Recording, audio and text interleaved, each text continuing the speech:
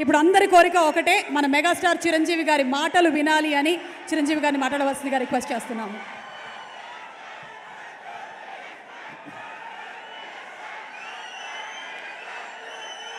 అందరికీ నమస్కారం. చాలా ఉత్సాహభరితంగా కేరింతలతోటి ఇక్కడ విచ్చేసినటువంటి కళాభిమానులకు, మా అభిమానులకు, హనుమాన్ అభిమానులకు ప్రతి ఒక్కరికి నా హృదయపూర్వక నమస్కారాలు.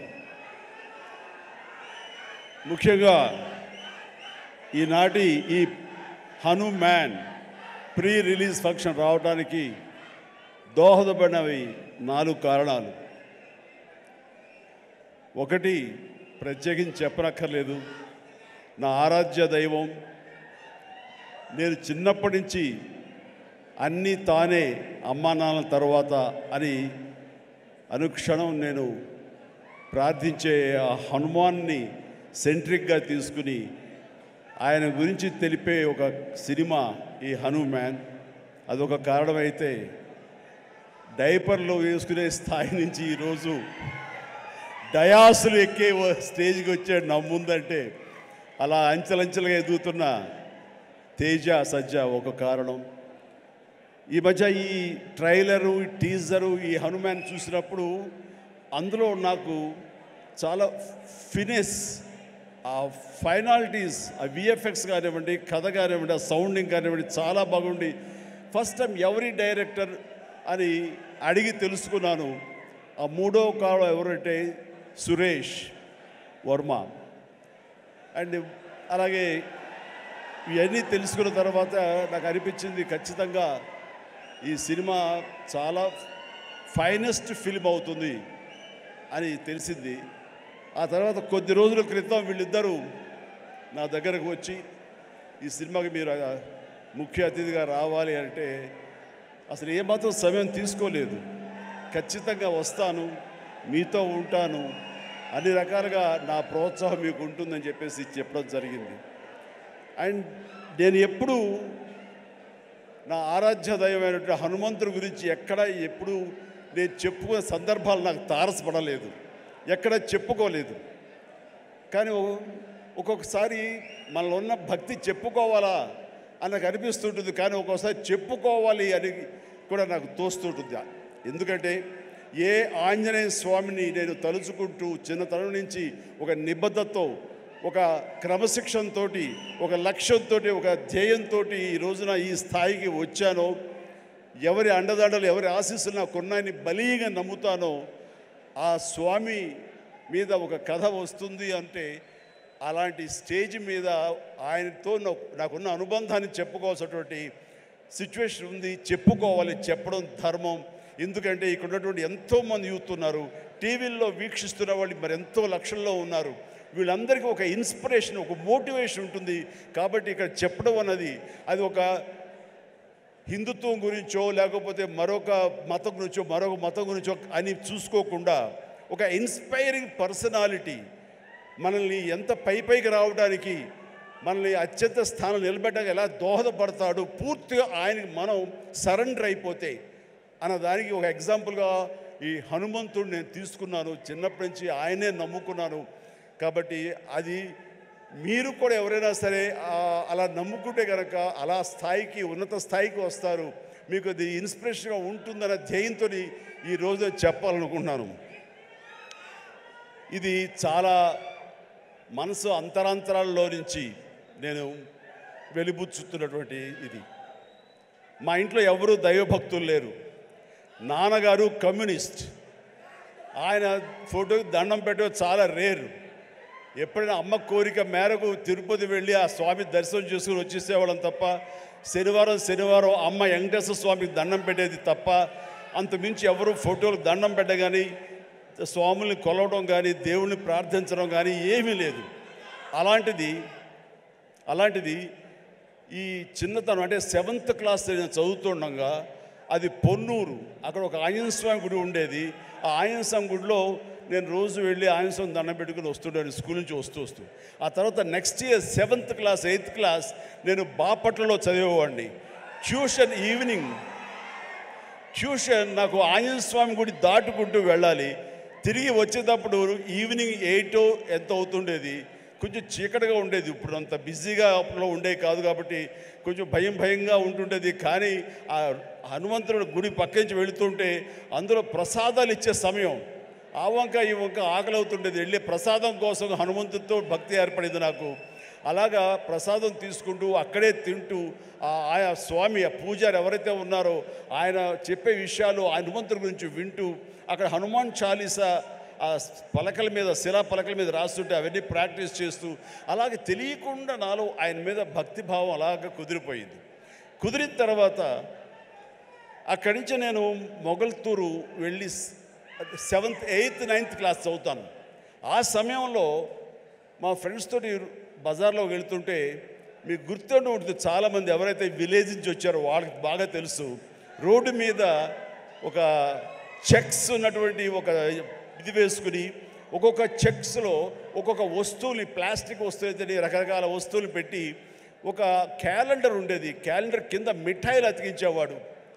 సో మనం 2 పైసలు 3 పైసలు ఇస్తే ఆ మిఠాయి మనకి ర్యాండమ్గా చింపుకోవచ్చు. అది ఓపెన్ చేస్తే ఇంత పెప్పర్మెంట్ ఉంటుంది. ఆ పెప్పర్మెంట్ వెనకాల ఒక నెంబర్ ఉంటుంది. ఆ నెంబర్ చూసుకుని చెక్స్లో చూసుకుంటే ఏ వస్తువు, అది ప్లాస్టిక్ దువ్వెన రావచ్చు, ప్లాస్టిక్ అద్దం రావచ్చు, ఒక్కోసారి ఏమీ రాకపోవచ్చు. అలా చూసుకుంటే నాకు ఒక క్యాలెండర్ వచ్చింది. ఆ క్యాలెండర్ ఇచ్చాడు. ఓపెన్ చేస్తే హనుమంతుల వారి క్యాలెండర్, ప్రసన్న ఆంజనేయ, గుండె చీల్చుకున్నది.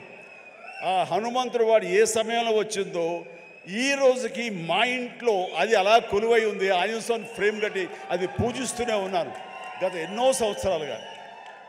దాదాపుగా నాకు 12-13 సంవత్సరాలు అప్పటి నుంచి.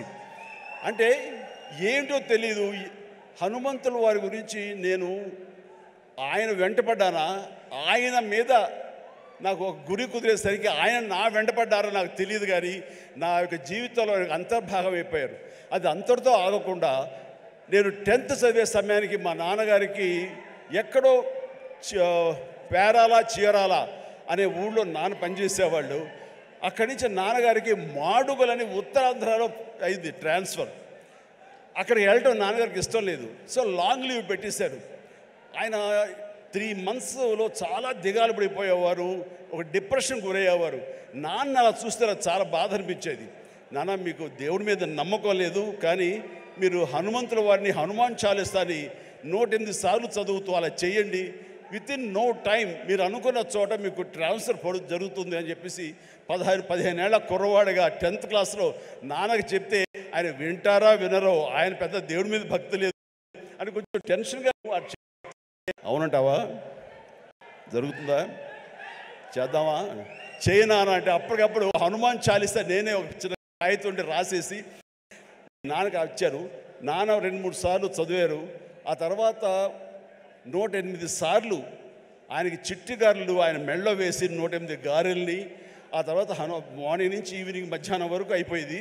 అలా చదివేవాళ్ళు. నమ్మండి నమ్మపోండి, నెల రోజుల లోపల ఆయనకి మళ్ళీ ఏ ఊరైతే కోరుతారో ఆ ఊరికి ట్రాన్స్ఫర్ అయిపోయేసరికి నాన్నకి విపరీతమైన నమ్మకం ఏర్పడిపోయింది. చెప్తుంటారు, నాకు గురువు ఎవరో కాదు, హనుమంతుడి పరిచయం చేసిన గురువు మా పెద్ద అబ్బాయి మా శంకర్ బాబు అని. నాకు చాలా ఆనందం వేసింది. నాన్న లాంటి ఒక కమ్యూనిస్టు భావాలు ఉన్నటువంటి ఒక నాస్తికుడిని నేను ఈ రకంగా దైవభక్తుడిగా మార్చానని చెప్పేసి అక్కడి నుంచి మా ఇంట్లో మా యొక్క కులదైవం ఆంజనేయ స్వామి అయిపోయారు. ఇది ఇలా ఉండంగా పేరాల అనే ఊరప్పుడు నేను డిగ్రీ అయిపోయింది. నెక్స్ట్ ఏం చేయాలి అనే ప్రయత్నంలో చెన్నై వెళ్ళి ఫిల్మ్ ఇన్స్టిట్యూట్లో జాయిన్ అవుదాం అనుకుంటుండగా మా పెరట్లో తిరుగుతుండగా నాకు ఎర్లీ మార్నింగ్ ఏదో కాయిన్ ఒకటి కింద పడి ఉంది. ఏంటనే కాయిన్ అని చెప్పేసి కాలుతో ఇలాగ అన్నాను. అది సేవండి హనుమాన్ ఇది ఉండేది బిళ్ళ. వెంటనే కళ్ళకు అద్దుకుని పొరపాడైపోయింది అనేసి చూస్తే హనుమంతుడి బొమ్మ ఉంది. అది తీసుకెళ్ళి నాన్నగారికి ఇచ్చాను. నాన్న ఇట్లాగని అంటే నువ్వు ఏది చెయ్యాలని అనుకున్నావు కదరా, కాబట్టి అది నీకు ఒక దారి చూపించేలాగా హనుమంతుడు ఈ రకంగా కనిపించాడేమో అని పూజలో పెట్టారు. అక్కడి నుంచి నా ప్రయత్నాలు నేను చేయటం, అలాగే మెడ్రాస్ ఫిల్మ్ ఇన్స్టిట్యూట్లో నా ప్రయత్నాలు చేయటం, అక్కడికి వెళితే నాకు అవకాశం రావటం. నేను వెళ్లే ముందు నాన్నగారు దీన్ని ఒక దండగా, ఒక లాకెట్ నా ఆర్టిన్ షేప్లో ఒక లాకెట్లో పెట్టి నా మెడలో వేశారు. అది నేను చాలా ఒక ఆశిస్తులాగా ఒక మనోధైర్యం, అంటే జేబులో బొమ్మ ఉంటే ఎంత ధైర్యంగా ఉంటుంది ఆ రకంగా ఫీల్ అయ్యి వెళ్ళేవాడిని. అప్పటి నుంచి అవకాశాల మీద అవకాశం ఎలా వచ్చినాయో 1977 నుంచి 78 అండ్ 79 ఆ ప్రాంతంలో, సారీ 78 79 అక్కడి నుంచి అవకాశాలు ఎక్కడ కూడా ఆగకుండా రావడం జరిగింది. అంత ఆ స్వామి మహిమ అనుకునేవాడిని. ఆయన నిరంతరం పూజించుకునేవాడిని.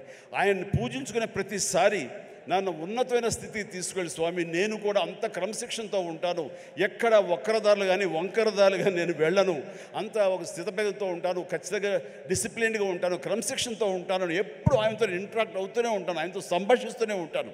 అలాంటి నేను అది పెట్టుకున్నప్పుడు చాలా సినిమాలు చేశాను. నాకు తెలిసి 1980లో ఒక సినిమా తాతయ్య ప్రేమలేలు, దానికి డబ్బింగ్ చెప్తుండగా ఒక ఏవిఎం జీలో కూర్చున్నాను.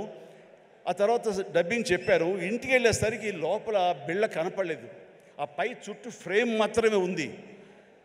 ఎంత డిప్రెస్ అయిపోయానంటే, ఏంటి నేను ఏం తప్పు చేశాను, ఎందుకు స్వామి నా నుంచి దూరం అయిపోయాడు, ఇది నాకు ఏమైనా మంచిది కాదా, అపశకునం అంటూ అసలు భోంచేయలేదు, ఏమీ చేయలేదు, తల్లడిల్లిపోయా. ఆ తర్వాత 2 days తర్వాత మళ్ళీ అదే థియేటర్కి డబ్బింగ్ చెప్పడానికి వెళ్ళినప్పుడు ఎక్కడితే కూర్చొని అక్కడే కూర్చున్నాను. అలాగే కూర్చుంటూ స్వామి దొరికితే బాగున్నట్టే కరెక్ట్గా రండి ఆ తివాచి ఉంది కింద, అక్కడ ఇరుక్కుపోయి మళ్ళీ స్వామి కనిపించేసరికి ఎంత ఎనలేని ఆనందం, ఎంత ఇదంటే నాకు ఇండస్ట్రీలో తిరుగులేదు, స్వామి నన్ను పరీక్ష పెడుతున్నాడు అంతేగాని ఇంకోటి కాదు అంటూ, స్వామి నేను ఎప్పుడు వదలను అంటూ ఆయన్ని పెట్టాను. మా నాన్నగారికి చెబితే ఆయన అరే చుట్టూ కొంచెం క్లాంప్స్ లాంటివి పెడదాము, సోదరు అసలు కదలదు, ఆ స్వామిని కాంక్రీట్ చేసుకుని నీలో ఉంచేసుకుంటూ అవుతుందని చెప్పేసి నాన్న దాన్ని మళ్ళీ రీడిజైన్ చేసి వేశారు. మీరు అప్పటి నుంచి సినిమాలు చూస్తే నా ఓల్డ్ సినిమాలు ఆ లాకెట్ ఎప్పుడు నా మెడలో ఉంటుంది. నేను ఒక భేద క్యారెక్టర్ వేసినా సరే అది మెడలో ఉండకూడదంటే తీసి నడుము దగ్గర ఎక్కడో పెట్టినవాడు తప్ప ఆయన నాకు దూరం అయిపోకూడదు, బిగించి హోల్డ్ చేసి ఆ హనుమాన్ నేను ఇక్కడ పెట్టినవాడిని. ఆ తర్వాత 2000 ఇయర్లో నేను అన్నయ్య సినిమా చేస్తుండగా, అన్నయ్య సినిమాలో 2 క్యారెక్టర్లు, ఆట కావాలా పాట కావాలా, అది సిమ్రాన్తో చేసే ముందు ఒక చెట్టుకు నేను పట్టుకుని వేలాడుతుంటాను. నా ఆత్మారాముడు నన్ను లాగి నెట్టి ఆ అమ్మాయి వైపు నెడతాడు. నెట్టేప్పుడు ఇది హ్యాంగ్ అవుతుంది సార్, అడ్డుగా ఉందని కెమెరామెన్, బహుశా ఎవరు మన కెమెరామెన్ చోటకే నాయుడు ఆ మాట అనకపోయి ఉంటే ఇప్పుడే నా దగ్గర ఉండేది అనేసి అలాగా అని చెప్పి తీసేశారు. ఇలాంటి ఎవరో పక్కన ఉంటే పక్క వాళ్ళకి ఇచ్చేసాను. ఆ తర్వాత మర్చిపోయాను, కనపడలేదు. అయితే ఏదంటే లేదు ఎవరి దగ్గర లేదు, సరిగ్గా ఎత్తకంటున్నాను, ఎవరి దగ్గర లేదు. పోలే స్మాల్ ఒక 2 సవర్ల బంగారం అనిపించింది. ఏంటి తేడా, 80లోనేమో తల్లడిల్లిపోయాను, స్వామి నుంచి దూరం అయిపోయారని. అదే 2000 వచ్చేసరికి ఇట్స్ ఓకే, 2 సవర్ల బంగారం అనుకున్నాను. ఏమిటి అంటే నాకు ఈలోగా వచ్చిన పరిణితి కానీ మనలో మెచ్యూరిటీ కానీ, భగవంతుడు అనేవాడు బాహ్యంగా ఉండడు, భగవంతుడు అనేవాడు మనలో అంతర్లీనం అయిపోతాడు, మనలో మమేకం అయిపోతాడు, మన అంతర్భాగం అవుతుంది. అది హనుమంతుడు అనేది మన యొక్క అంతరాత్మ తప్ప మరొకటి కాదు అని తెలుసుకోవడం నాకు అన్నేళ్ళు పట్టింది. అందుకని ఆ చిన్నతనంలో కౌలించుకోవడానికి ఫిజికల్గా ఉండాలి, పెద్ద అయిన తర్వాత మన మనసులో కళ్ళు మూసుకుంటూ ఆయన మనతో సంభాషించే లెవెల్కి మనం ఉండాలి. హనుమాన్ ఒక్కసారి కనుక మనల్ని ఆశీస్సులు అందించాడంటే జీవితాంతం వదలడు, మనలోనే నిబిడీకృతం ఉంటాడు, మనలోనే అంతర్లీనంగా ఉంటాడు. ప్రతి క్షణం మన అంతరాత్మ ఆయన మనం కాపాడుతుంటాడు, మనల్ని నిర్దేశిస్తుంటాడు, మన మార్గ నిర్దేశం తెలియచెప్తుంటాడు అని నాకు అనిపించిన తర్వాత ఈ రోజు వరకు నాకు హనుమంతుడు అంటే పూజలు పునస్కారాలు ఏమి చేయను, ఏ గుళ్ళు గోపురాలు తిరగను. కానీ ఏదైనా సమస్య వచ్చినప్పుడు పడుకునే ముందు ఇలా ఉందని నా అంతరాత్మతో నేనే మాట్లాడుకుంటా, నా అంతరాత్మనే హనుమాన్తో నేనే మాట్లాడుకుంటాను. తెల్లవారు లేచేసరికి నాకు దానికి సమస్యకి పరిష్కారం లభిస్తుంటుంది. అట్లా నా జీవితం ఇంతవరకు సక్సెస్ఫుల్గా వెళ్ళటానికి బహుశా ఆ హనుమాన్, ఆ తెలియని అద్వితీయమైన అతీంద్రమైన శక్తి నన్ను కాపాడుతుంది, నడిపిస్తుంది నాకు అనిపిస్తుంటుంది. అట్లాగా ఈ రోజున ప్రతిదీ ఆ హనుమాన్ అనేది నాలో అంతర్లీనంగా ఉంది, కానీ ఎక్కడ ఎప్పుడు చెప్పుకునే అవకాశం కలగలేదు. ఈ రోజు నాకు చెప్పుకునే అవకాశం నాకు ఈ హనుమాన్ సినిమా ఈ స్టేజ్ మీద కలిగింది. మీతో ఈ రోజున పంచుకుంటున్నాను. చాలా చాలా ఆనందంగా ఉంది. అండ్ ఈ మధ్య వీళ్ళు చెప్పారు, తర్వాత బయట కూడా చెప్పారు ఎవరో, ఈ హనుమాన్ అనే టైటిల్ మీ నుంచి వచ్చిందే, మీ నోటంటే వచ్చిందని చెప్పేసి ఇందాక కూడా క్లిప్పింగ్ వేశారు. అది సమంత, అది ఆహాలో ఒక చిన్న ఇంటర్వ్యూ జరుగుతుంటే అక్కడ మీకు నచ్చినటువంటి సూపర్ హీరోస్, మార్వల్ హీరోస్ ఎవరు అని చెప్పి అడిగితే సూపర్ మ్యానా, బ్యాట్మ్యానా, లేకపోతే ఐరన్ మ్యానా ఎవరు అంటే నాకు వాళ్ళ పేర్లు చెప్పేటి, మన హనుమాన్ ఉన్నాడు కదా, ఆయన మించిన వాడా అంటూ నేను వెంటనే ఒక క్షణం పాటు ఆలోచించి హనుమాన్ అన్నాను. అంది హనుమాన్, మా హనుమానే నాకు హనుమాన్ అని అనేసరికి చాలా చాలా మంచి అప్రిసియేషన్ వచ్చింది. చాలా బాగుంది అనిపించింది. నా మనసులో మాట అది. ఆ మనసులో నుంచి వచ్చేటువంటి ఆ మాటకి అంత వెయిటేజ్ ఉంది కాబట్టి ఇలాంటి ప్రశాంత్ వర్మ లాంటి వాళ్ళ యంగ్స్టర్స్ని అది ఆకట్టుకుంది. ఇదే మన సినిమా టైటిల్ ఎందుకు అవ్వకూడదని వాళ్ళు నిర్ణయించుకోవడం ఇది నాకు మరింత ఆనందంగా ఉంది. ఆ రకంగా స్వామి మీతో ఉన్నాడు, ఆయన ఈ టైటిల్ పెట్టాడు, ఆయనే మనకు అందరికీ స్ఫురించేలా చేశాడు. కాబట్టి ఖచ్చితంగా ఈ సినిమా ప్రేక్షకుల ఆదరణ పొందుతుంది అంటలో ఎలాంటి సందేహం అక్కర్లేదు. ఇది ఎంత కష్టపడ్డారనడానికి, దీనికి ద బెస్ట్ ఫిల్మ్గా రాబట్టడం కోసంగా ఫస్ట్ గ్లిమ్స్ నుంచి కూడాను వావ్ ఏంటి సినిమాని, దాని సినిమా వైపు అందరూ ఆకర్షితులు అయ్యేలాగా చేయగలిగాడంటే కనుక ఆ పరిధానంలో ఆ అత్యంతం ప్రశాంత్ వర్మ తీసుకున్న శ్రద్ధాశక్తులే. కాబట్టి ప్రశాంత్ వర్మ మీ యొక్క కష్టం, మీ యొక్క ఇది ఆలోచనలు, అలాగే మన హీరో తేజ యొక్క కష్టం, అతని శ్రద్ధాశక్తులు ఇది వృధా కావు. ఎందుకంటే ఈ సీజన్ అనేది అంత మంచి సీజన్. ఎన్ని సినిమాలు వచ్చినా సరే ఎన్ని సినిమాలు వచ్చినా సరే ఖచ్చితంగా ప్రేక్షకులు బాగుంది, మన కంటెంట్లో మన సత్తా ఉంది, మనకు ఆ దైవ ఆశీస్సులు ఉన్నాయంటే కనుక ఖచ్చితంగా ఆదరిస్తారు, హక్కును చేర్చుకుంటారు, పెద్ద విజయాన్ని మీకు అందేలా చేస్తారు. కాబట్టి ఎలాంటి డౌట్ అక్కర్లేదు. అయితే ఇది పరీక్షాకాలం అనుకోవచ్చు, కొన్ని థియేటర్లు అనుకునే విధంగా మనకి లభించకపోవచ్చు. It's okay. ఈరోజు కాదు రేపు చూస్తారు, రేపు కాకపోతే సెకండ్ షో చూస్తారు, సెకండ్ షో కాకపోతే థర్డ్ షో చూస్తారు. బట్ కంటెంట్ బాగుంటే ఎన్నో రోజులు చూసినా, ఎన్నో షో చూసినా సరే దీనికి మార్కులు పడతాయి. ఈ రోజున ఇందాక చిన్నవాడైనా సరే చాలా పెద్ద మనసుతో అన్నాడు, అన్ని సినిమాలు వెంకటేష్ సినిమా, నాగార్జున సినిమా, అలాగే మన మహేష్ బాబు సినిమాలు, అన్ని సినిమాలు ఆడుతాయి. ఈ సినిమాలు అన్నీ ఆడాలి, పరిశ్రమ పచ్చగా ఉండాలి. వాటితో పాటు మా ఈ సినిమా హనుమాన్ కూడా ఆడాలని నేను ఎంతో మనస్ఫూర్తిగా నేను కోరుకుంటాను, జరుగుతుంది.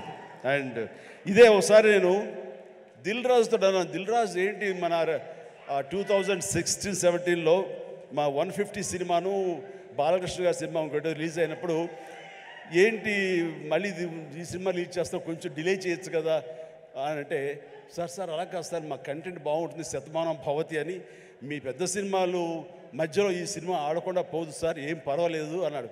ఓకే, అంత ధైర్యంగా ఉంటే వెల్ అండ్ గుడ్ అన్నాను. ఆ సినిమా కూడా బాగా ఆడింది. కాబట్టి అదే దిల్ రాజు గారు అందరికీ మనకు చెప్పినట్టుగానే ఈ రోజున ఈ సినిమా కూడా బాగా ఆడుతుంది. సో ఎందుకంటే దిల్ రాజు గారు లాంటి ఎంతో సీనియరు, ఆయన ఎంతో ఎక్స్పీరియన్స్ ఉన్న మనిషి, ఏ సినిమా ఏ సీజన్లో ఎలాగ ఆడుతుంది, ఒక్కో సినిమాకి ఎంత పటిష్టత ఉంటుంది, ఏ సినిమాకి ఎంత లాంజివిటీ ఉంటుంది, ఏ సినిమా ఎలాగ ఆదరిస్తారు, ఏ సీజన్ అనేది బాగా తెలుసు. కాబట్టి ఈ సినిమా వస్తే కూడా ఈ సినిమాకు కూడా అంతటికి అంత ఆదరణ ఉంటుంది, అంత విజయం చవి చూస్తాడు మనస్ఫూర్తిగా కోరుకుంటూ, ఈ రోజున ఇతర క్యాస్ట్ గురించి చెప్పాలంటే అమృత అమ్మాయి హీరోయిన్గా ఉందన్నారు. గాడ్ బ్లెస్ యూ అమ్మా, ప్లీజ్ మీరందరూ రావాలి, యంగ్స్టర్స్ రావాలి. అలాగే నా స్నేహితుడు శరత్ కుమార్ కూతురు వరలక్ష్మి, వరలక్ష్మి శరత్ కుమార్,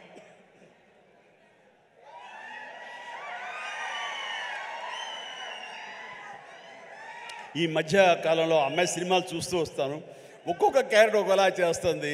ఒక్కోసారి నాకే భయం వేస్తుంది, ఏంట్రా బాబు అని చెప్పేసి, అంత పవర్ఫుల్గా చేస్తుంది. ఈ కేటగిరీలో మనకి ఇంత యంగ్ అమ్మాయిలు అలాంటి పవర్ఫుల్ క్యారెక్టర్ చేసేవాళ్ళు ఎవరు లేరు. ఒక కొత్త జోనర్లో కొత్తగా ఉంటుంది. అండ్ ఇలాంటి వరలక్ష్మి లాంటి ఆర్టిస్టులు చూసిన తర్వాత కొన్ని క్యారెక్టర్స్ క్రియేట్ చేయబడతాయి. సో అదే అన్నాను, చెన్నైలో ఉన్నావా, ఇక్కడ ఉన్నావా వరలక్ష్మి అంటే ఇక్కడే ఉన్నాండి, ఇక్కడే ఉన్నామా, నీకు బోర్డులో అవకాశాలు వస్తాయి కాబట్టి తెలుగు ఇండస్ట్రీని హక్కు చేర్చుకుంటుంది, పైగా తెలుగు అమ్మాయి కాబట్టి అని చెప్పాను. So all the very best అమ్మ, గాడ్ బెస్ట్. అలాగే విలన్గా చేసినటువంటి వినయ్ చాలా వెరీ పవర్ఫుల్గా చేస్తారు. Vinay please please please please please stay stay stay. Vinay, wonderful. You look damn good, like a Hollywood. You look a Hollywood villain, and you have your own mark, and you will have your own market here. Definitely, all the very best. And ప్రతి ఒక్కరికి నేను మనస్ఫూర్తిగా అందరికి చెప్తాను. And Niranjan Reddy గారికి కూడా నా హృదయపూర్వక అభినందనలు. ఈ సినిమా గురించి ఫస్ట్ నాకు పరిచయం చేసిన ఎవరో తెలుసా? మా సినిమా షూటింగ్లో ఎనీ గెసెస్?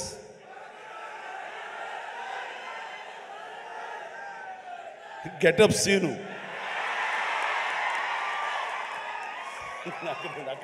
దగ్గర రాకు. అండ్ గెటప్ సీను, సార్ ఒక సినిమా చేస్తున్నాను సార్ నేను, మీరు హనుమంతుల భక్తులే కాబట్టి మీతో షేర్ చేసుకోవాలని. ఏం సినిమా? ఎవరు? మన తేజ తెలుసు కదండి, తేజ చేస్తున్నాడు, ఇలా ప్రశాంత్ అని డైరెక్టర్, ఏమండి భలే ఉంది అని చెప్పి సినిమా గురించి సినిమా గురించి చెప్తాడేమో అనుకుంటే తను తన గెటప్ తన క్యారెక్టర్ గురించి చెప్తూ వచ్చాడండి. మొదటి వరకు బాగుంది, తర్వాత నిన్ను ప్రమోట్ చేసుకోవడం నాకు కొంచెం ఇంకా బాగుంది.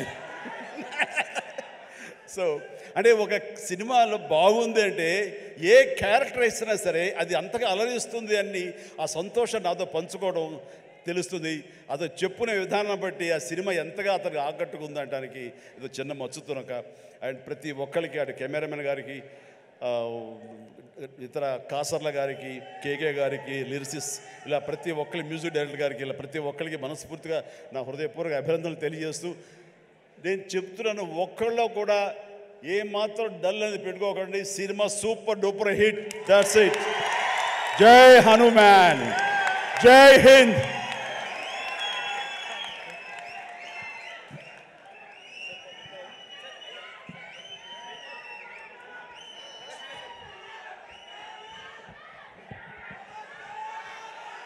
ఒక చక్కటి అనౌన్స్మెంట్ చేయండి, మీ నోట్తో చేస్తే బాగుంటుంది అని హీరో, ప్రొడ్యూసర్ గారు, డైరెక్టర్ గారు నాతో చెప్పారు. ఈ సినిమా రామమందిరం అన్నది ఇదే సమయంలో అక్కడ రావటం, దానికి మా అందరికీ ఆహ్వానం రావటం, రేపు 22వ తారీఖు మేము అక్కడికి వెళ్ళేందుకు అన్ని రకాలుగా సంసిద్ధం అవటం, ఇవన్నీ కూడా ఒక శుభ పరిణామం. ఆ సందర్భంగా వీళ్ళు ఏమన్నారంటే, మా సినిమా ఆడినన్న రోజులు వచ్చే కలెక్షన్స్లో ప్రతి టికెట్ పై 5 రూపీస్ రామమందిరం అయోధ్యకి ఇవ్వడం కోసం సమాయుత్తం అయ్యాడు అని చెప్తుంటే ఇది వండర్ఫుల్ అండి. మీ యొక్క స్వకార్యంతో పాటు దైవ కార్యానికి కూడా మీరు నడుము బిగించినందుకు ఆశీస్సులు నిండుగా ఉంటాయి.